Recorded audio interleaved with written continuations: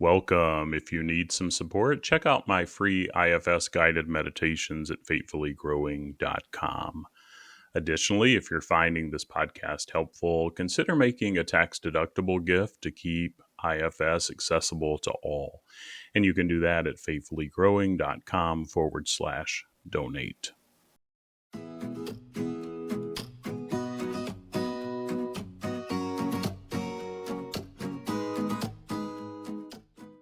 Welcome back to IFS Meditations and Insights. I'm Tim Fortescue, here to help foster wholeness and healing through an internal family systems lens. In this caring space, we aim to dive into self-discovery and inner knowledge. I truly believe that when we accept all parts of ourselves, we're able to experience deep love and live more fully. I'm thankful to be part of your path to inner peace and sacred connection. So settle in, open up your heart and mind, and let's begin another episode.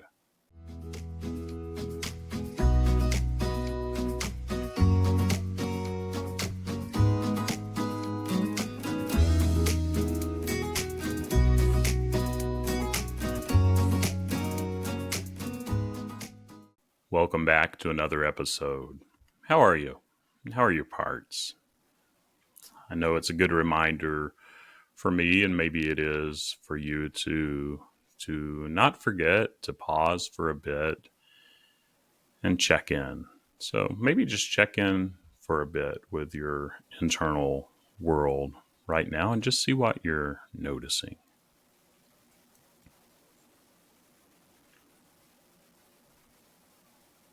All right. And yeah, let's both try to remember to pause this week. And I know it can be challenging, though.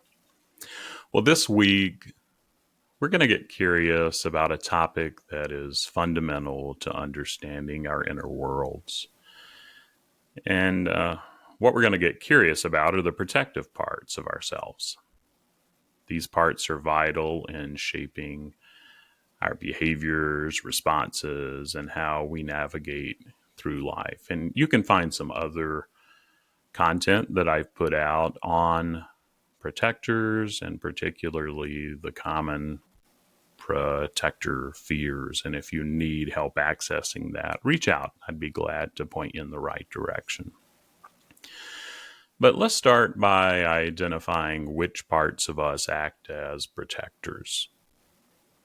These are the parts that step in during challenging situations, often without us even realizing it. And it may be helpful to think about those moments when you feel stressed, anxious, or threatened.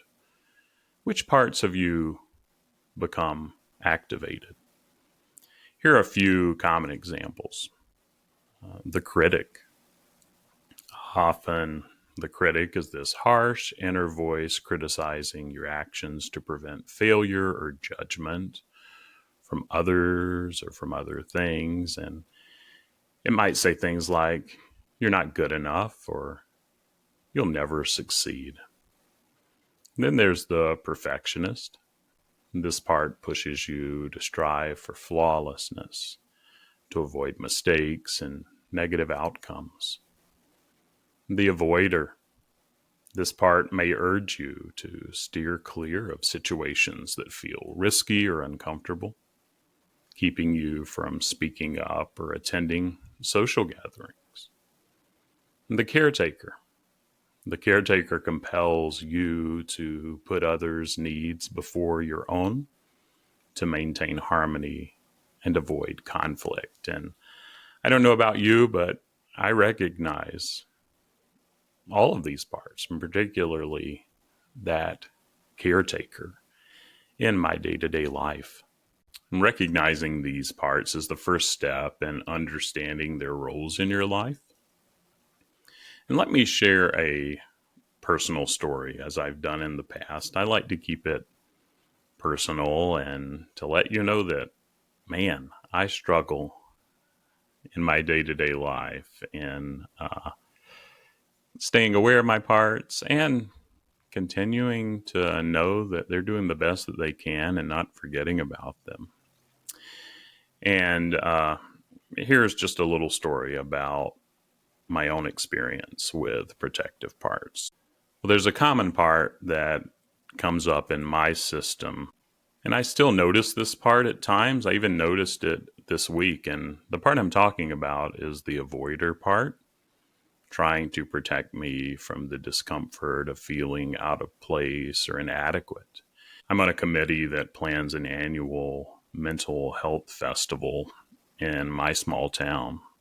And at a recent meeting, my avoider part was particularly active. As soon as I walked in, I felt a wave of anxiety, and the avoider kicked in, whispering, "You don't belong here. These people are more successful and confident than you." And I spent the time of the evening, not that I was going to leave and walk out, because that caretaker, that part that wants to keep peace, whatever it is, we were at a table and there were only a few people in attendance, and it would have made a scene if I would have left. And so there were multiple parts at work, but this avoider part would have headed for the exit or maybe not even showed up. And again, it encourages me, well, if you have to be here, check your phone, hang low, avoid deep conversations. And the turning point in this situation and in past situations came when I first realized that this avoider was active and decided to engage it and take a moment to thank it for trying to protect me and acknowledging its good intentions. And I realized that this part was shielding me from past experiences where I felt judged or inadequate. But I was able to remind it that things were different today. These people were different than the people that it may have been used to. I've never felt any judgment and just a graciousness for whatever I was able to contribute. And by appreciating its efforts, I created space for understanding and healing. I began exploring alternative strategies, and I'm continuing to do that because it happens regularly. This avoider is building trust with me and is beginning to trust things are different, but still knows it's been doing its job that has worked for a long time, even if there may be a better way. But doing things like grounding exercises and positive affirmations, you are good enough, you do belong, to feel more secure and confident in social settings. So I hope that this insight into my life is helpful for you and gives you some encouragement in knowing that you're not alone. We're all in this together. Let's take a closer look at how these protector parts operate and their strategies for keeping us safe. First, creating barriers. Protective parts might create emotional or physical barriers. You might emotionally distance yourself from others to avoid getting hurt. And be aware, too, that protectors are often afraid of extreme emotions, that if they allow you to go to deeper parts of yourself, those exiles, they're afraid of those emotions that may come from that. And so let them know that you're aware of that and spend time getting the protector's permission, acknowledging and hearing all of their fears and concerns before you go deeper, because they've been bypassed a lot and they have a lot of fears of that happening again. Initiating defensive behaviors is another strategy that these protectors have been doing for a long time. And these parts might prompt behaviors like arguing, shutting down, or deflecting blame when you feel criticized. Avoiding situations like my avoider. They often push you to avoid situations perceived as threatening, leading to procrastination or skipping social events. And using distractions, like my protector wanting me to look at my phone, to zone out, get some space from this place where you don't belong in its mind. And trying to protect us from embarrassment that it perceives may be coming. But things are different now, And these parts employ distractions like immersing yourself in work, that workaholic part. Man, I resonate with that too, or scrolling through social media to avoid facing uncomfortable emotions. It's crucial to remember that these protective parts are not our enemies. They're trying their best to protect us based on past experiences where what they're doing and how they're doing it probably made a lot of sense. Remind them who you are and that you're older now and that they're not alone. We're not trying to put them out of a job either. We need them, but there may be an easier way. And we've got this internal team that you are leading and have the capacity to lead. Here's how you can work with them. First, acknowledge their good intentions. Take a moment and thank these parts for their efforts. For example, say something like, "Thank you for trying to keep me safe from embarrassment." And I find that many clients, they don't realize that these protectors have been working a long time.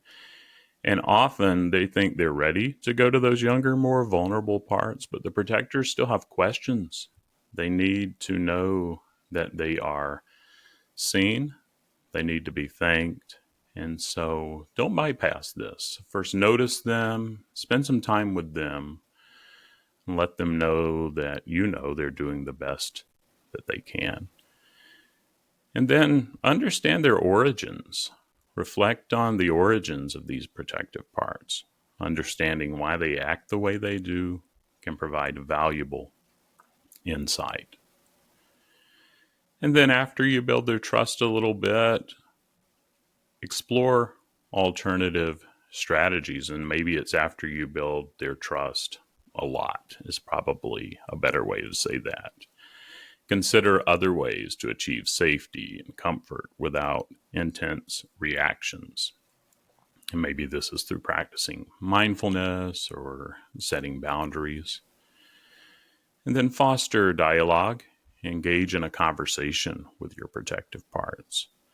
Ask them questions like, "What are you trying to protect me from?" And that gives you an indicator of that younger, more vulnerable exile that is underneath. And there comes a point where you let them know that if they can trust you and they can go with you if they want, but they don't have to, is you can go to that exile. And maybe that's with a practitioner and it can be healed. And that exile and this protector, like the avoider, can be unburdened so that they can have space for those things like calmness, compassion, curiosity, the gifts that they bring, those aspects of self that make you who you are today. And so this week, I encourage you to reflect on the protective parts of your inner world. And it may be helpful to consider these guiding questions. Which parts of me are acting as protectors, and when do they show up? Are there some commonalities or rhythms there? What are the specific situations or triggers that activate these parts? How do these parts operate, and what are their intentions? Can I appreciate their efforts and explore alternative strategies for safety and comfort? And if you need these questions that I'm throwing out, reach out, and I'd be glad to get them to you and can give you some other resources that may be helpful. But by exploring questions like these, you can gain a deeper understanding of your protective parts and transform how you respond to life's challenges and build some trust with them. Understanding our protective parts allows us to appreciate their good intentions and find balance in our responses. So let's aim to appreciate these parts this week and explore new ways to achieve a sense of safety and security. And I'm so grateful for your trust and courage in joining me week after week. And so have a great week and take care.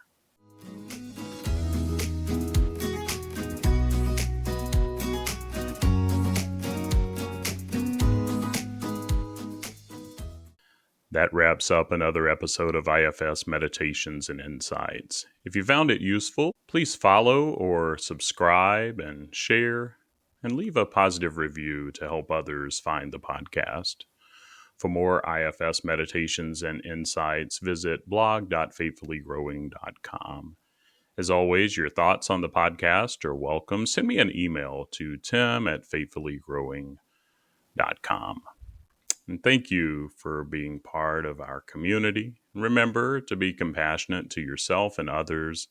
And I look forward to our next session. And until then, take care, stay curious, and embrace all parts of your journey.